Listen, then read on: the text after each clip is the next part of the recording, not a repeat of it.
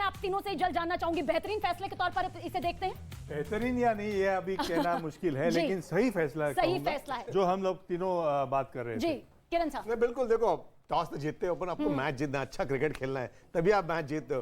Toss में match जीत जाते हो, मैं कह नहीं पहला सकता। कदम यानी कि बिल्कुल भारतीय टीम के एडवांटेज, पक्ष में एडवांटेज इंडिया। जी नयन जी। बिल्कुल, जैसे किरण और संदीप भाई ने कहा कि एडवांटेज इंडिया है, टॉस जीता है। अभी जो हमने फैसला लिया है, अभी गेंदबाजी के ऊपर है, गेंदबाजों के ऊपर है कि अच्छी गेंदबाजी करके जितनी जल्द हो सके उतनी जल्दी विकेट गिराए और दबाव में रखे पाकिस्तानी बल्लेबाजों को। संदीप पाटिल जी, आपको लगता है कि गेंदबाजी के तौर पर यह सबसे अच्छा फैसला यहां पर लिया गया है, क्योंकि पिच की जो पावर है उसके हिसाब से यह फैसला लिया गया होगा कि जो हमारे फास्ट बॉलर हैं वो किस तरह से पाकिस्तानी टीम को जल्द, जो उनका सबसे पहला ऑर्डर है वो मजबूत नजर आता है, मिडिल ऑर्डर में भले ही कमजोर नजर आते हो, गेंदबाजी के तौर पर आपको लगता है बेहतरीन फैसला या सही फैसला जिसका आप जिक्र कर रहे हैं? नहीं, ये इसी मैच का फैसला नहीं है, जो ट्रेंड है T20 का।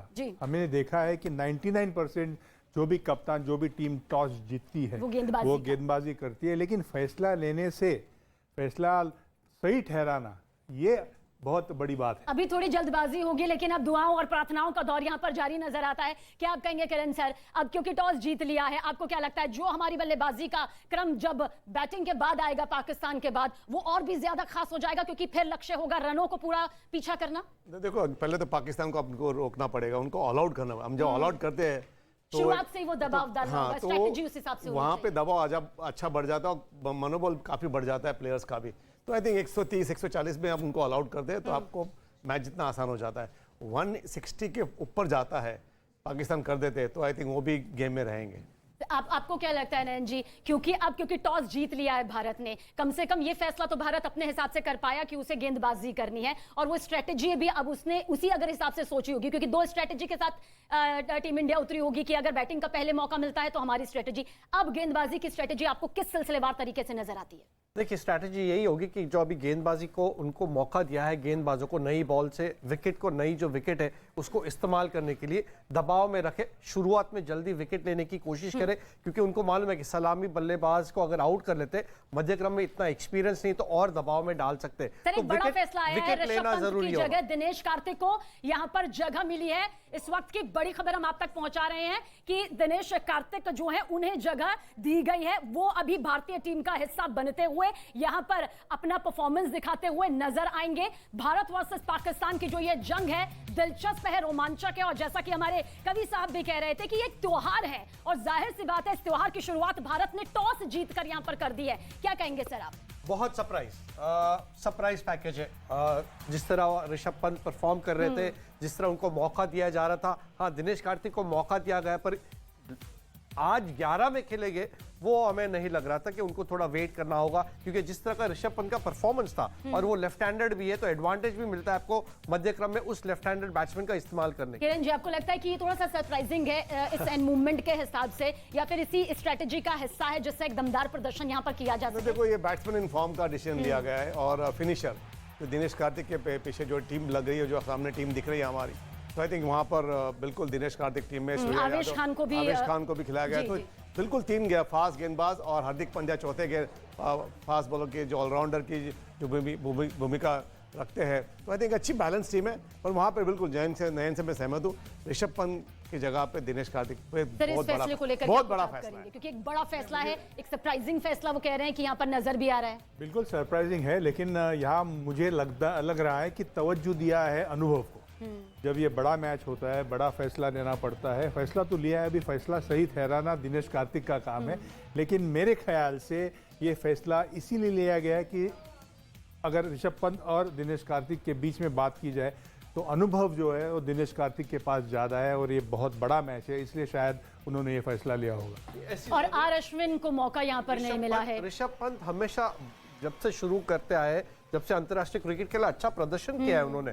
हाँ, टेस्ट मैचेस में अच्छा प्रदर्शन किया है, T20 में जिस तरह का उनसे एक्सपेक्टेशन था वो नहीं कर पाए, वो जो हकीकत है, जो फैक्ट है। अश्विन को लेकर भी उम्मीद जताई जा रही थी, लेकिन जगह नहीं मिली। मैं थोड़ा वहां पे सरप्राइज हुआ, अश्विन को लास्ट टाइम भी लेके गए थे, एक भी मैच नहीं खिलाया था, तो इस टाइम भी अश्विन को लेके गए, तो मुझे लगता नहीं उनको मौका मिलना था। अब अश्विन को टीम में लेके आते ना, तो आपके जो सारे जो नंबर जो प्लेयर्स है ना, जो टीम कॉम्बिनेशन पूरा बदल जाता है, तो मुझे लगता है वहाँ पे थोड़ी गलती की है। संदीप जी, आपको लगता है एंड मूवमेंट का ये बदलाव होता है या पहले से ही एक पूरी स्ट्रेटेजी यहाँ पर तय होती है? क्योंकि जाहिर सी बात है सामने कोई एक ऐसी टीम नहीं है, हम भी जानते हैं कि पाकिस्तान ने का परफॉर्मेंस जो है वो धीरे धीरे बढ़ता रहा है। भले एशिया कप के हिसाब से देखें तो सिर्फ 2 बार वो जीती है, लेकिन अगर पिछले मैच पर नजर डालें तो उसकी भी टीम मजबूती है। क्या ये बदलाव उसी के मद्देनजर आपको लगता है किए गए हैं?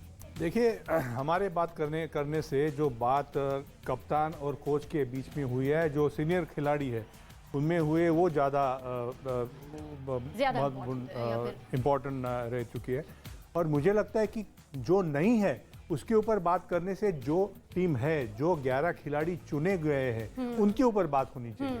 अश्विन नहीं है, ऋषभ पंत नहीं है, हम चाहते थे कि उनका होना ज़रूरी रहता है, लेकिन हमारे चाहने से रोहित शर्मा और जो हमारे कोच है अभी राहुल द्रविड़ की जगह लक्ष्मण गए हैं, उनकी सोच क्या है, वो क्या चाहते हैं, ये ज़्यादा इंपॉर्टेंट है। सर, टीम इंडिया का जो ये प्लेइंग 11 है इस वक्त फाइनल है, वो आपके सामने है। क्या क्या कहते हैं नयन जी, कौन ब्रह्मास्त्र इसमें शामिल होगा? कितने ब्रह्मास्त्र इस वक्त आपको नजर आ रहे हैं? 11 मेरे लिए तो 11 ब्रह्मास्त्र है, उसमें कोई डाउट नहीं है। सबको कंट्रीब्यूट करना पड़ेगा, सबको जिम्मेदारी लेनी पड़ेगी। कोई छोटी टीम सामने नहीं है, बड़ी टीम है, अनएक्सपेक्टेड टीम है पाकिस्तान।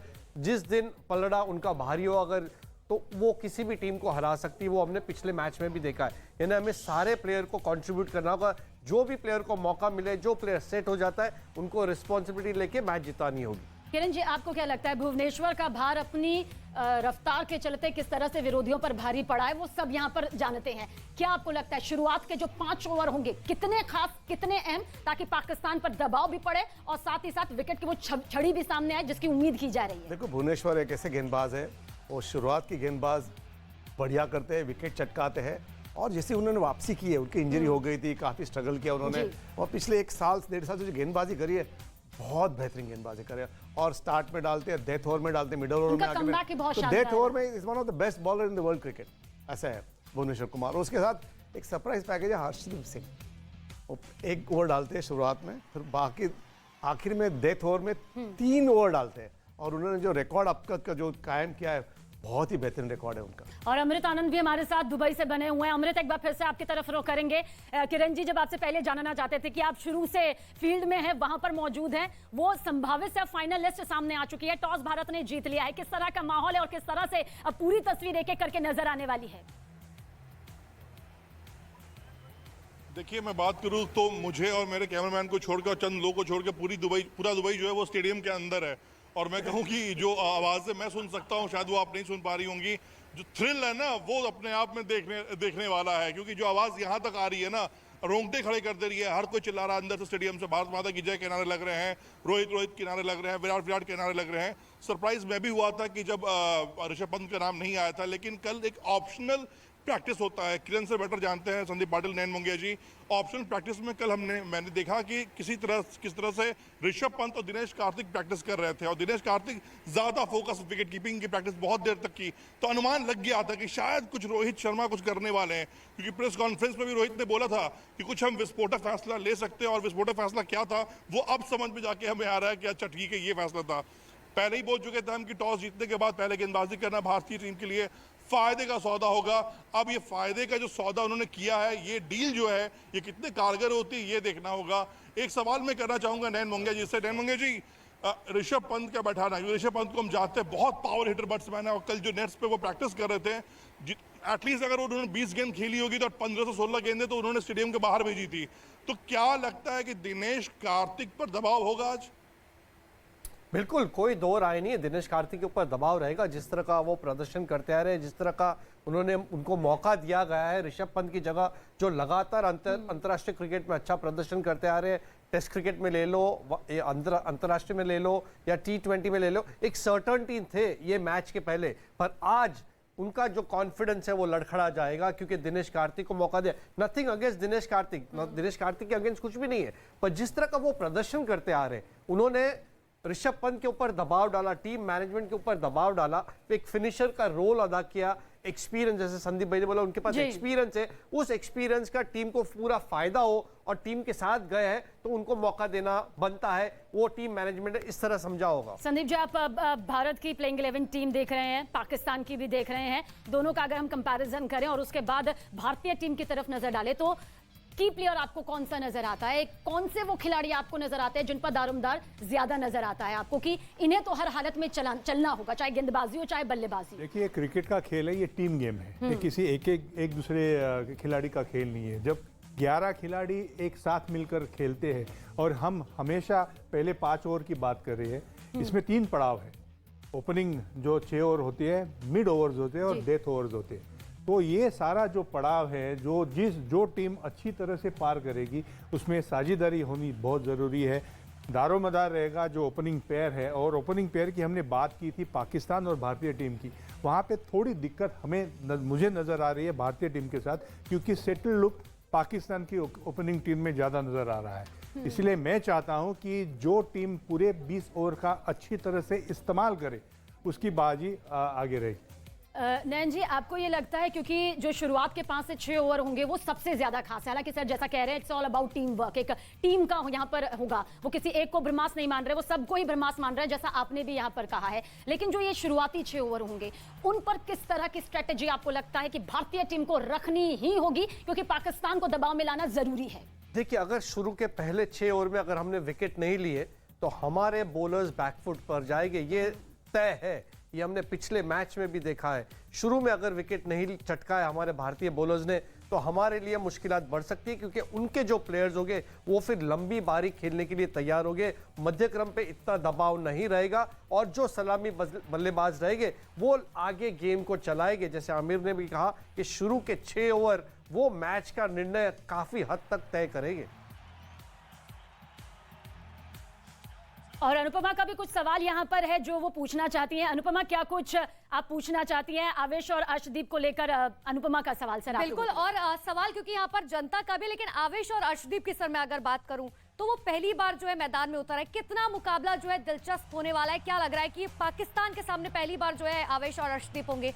क्या लग रहा है कि डर होगा या मुकाबला और ज्यादा दिलचस्प हो जाएगा? नहीं, बिल्कुल, एक तो बहुत जिम्मेदारी होगी, पहली दफ़ा वो खेल रहे हैं, लेकिन ये जो स्टेज मिला है उनको, ये प्रदर्शन करने का एक बेहतरीन मौका मैं कहूँगा। और ऐसे नहीं कि पहली दफ़ा ये प्रेशर के अंडर खेल रहे हैं। जिस तरह का उन्होंने परफॉर्मेंस हम IPL में हमें दिखाया, मैं चाहता हूँ कि वो प्रेशर बाहर जरा बाजू में रख के वो इस स्टेज का, इस मौके का फ़ायदा उठाए। बिल्कुल, मेरे साथ इसमें ऐड करना चाहता हूँ, मौजूद है। इसमें ऐड करना चाहता हूँ। देखो, ये इंटरनेशनल मैच है, ये इंडिया पाकिस्तान का मैच है, ये IPL नहीं है, ये बायलैटरल मैच नहीं है। इसका दबाव कुछ अलग सा ही होता है जब इंडिया पाकिस्तान की मैच होती है। बिल्कुल दोनों नए लड़के हैं, पर इनमें दोनों में एक ताकत है, और उनके जो कला है गेंदबाजी में, दोनों में आई थिंक मुझे लगता है अच्छा मौका मिला है। और ये पूरा प्रोसेस चल रहा है वर्ल्ड कप का, ये आगे की भी सोच है, ऐसे नहीं कि एशिया कप की है, आगे की भी सोच है। बिल्कुल आज का मैच जीतना है, और एक अच्छा मौका मिला है दोनों को अच्छा प्रदर्शन दिखाने के लिए। बिल्कुल, आगे के लिए जो है अब सोचा जा रहा है, लेकिन हमारे साथ बच्चे मौजूद है, हमारे साथ कवि मौजूद है। सर, मुझे लगता है कि कविताएं तो बहुत हो गई, अगर आपका सवाल हो एक्सपर्ट के साथ, क्योंकि आपसे कुछ ही देर बाद मैच शुरू हो जाएगा, तब सवाल जवाब नहीं होंगे, तब छक्के और चौके लगेंगे। कोई सवाल आपका? सर, कितने पर रोकना होगा पाकिस्तान को जो हमारी जीत सुनिश्चित कर सके? जितना कम हो सके उतने पे रोकना होगा, क्योंकि जितने ज्यादा रन बढ़ेंगे उतनी ही भारतीय बल्लेबाजों के लिए मुश्किलात बढ़ती जाएगी। हो सके तो 150 के आसपास रोक लीजिए, अगर उससे ज्यादा पाकिस्तानी टीम स्कोर बढ़ाएगी तो उतना मुश्किल बढ़ता जाएगा भारतीय बल्लेबाजों के लिए। बिल्कुल, बच्चे भी हमारे साथ मौजूद है, उनके भी सवाल है। सवाल किसका था बताइए, किसका सवाल था?